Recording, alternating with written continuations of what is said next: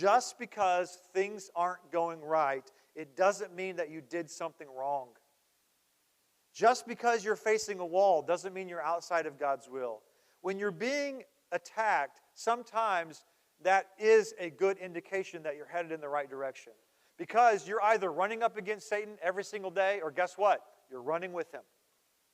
And so you have to expect that and get used to that kind of resistance. Be encouraged. Do not give up just because of resistance. Paul has said, I'm compelled by the Spirit. I don't know what's going to happen. I know it's going to be hard. And then he said, after that very painful statement, in verse 24, he says this, however, I consider my life worth nothing to me if only I may finish the race and complete the task the Lord Jesus has given me. And what's that task? The task of testifying to the gospel of God's grace. Such a critical thing to believe, that your life is not your own to do with what you want. His life belonged to Jesus, and he wanted to serve Jesus. He pictured himself as a runner in a marathon or a race, and his only goal was what? I just got to finish. His only goal is to be obedient each day, day after day. His confidence wasn't in his ability. His confidence was in God's ability to get him through to the end. And in the end, what does he do? Paul planted churches throughout Asia and Europe. Asia Minor and Europe. Paul wrote letters that became half the New Testament. And how did he do it? He didn't do it with access to how each step would unfold along the way. He did it by following the lead of the Spirit's promptings every single day. He knew it wasn't going to be easy, that he knew there's a lot he didn't know.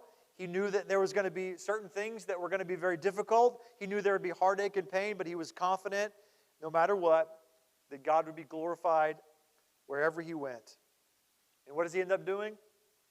When he's preaching to big, huge crowds, what's he talking about? He's talking about Jesus.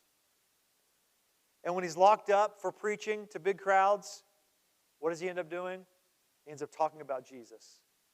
And when the guards come by to check on him, what's he doing? He's talking to the guards about Jesus. And he's leading them to Jesus. And he's writing about Jesus. And when they beat him, what does he do? He cries out to Jesus. What about you? If you're making tents right now, serve Jesus. If you're waiting tables, serve Jesus. School, serve Jesus. If you're a stay-at-home mom, serve Jesus. And as God reveals his vision for your life, you have to be committed to seeing it through to the end. Each day is going to bring troubles and challenges and resistance. There's going to be a lot of uncertainty. But as the Spirit calls you towards that vision, don't be satisfied until you finish what God has given you to do. Because the reality is, this world, your life, it's not your own. Learn to finish what you start, all for the glory of Jesus Christ. Learn to do what God calls you to do. Learn to share the good news of the grace of God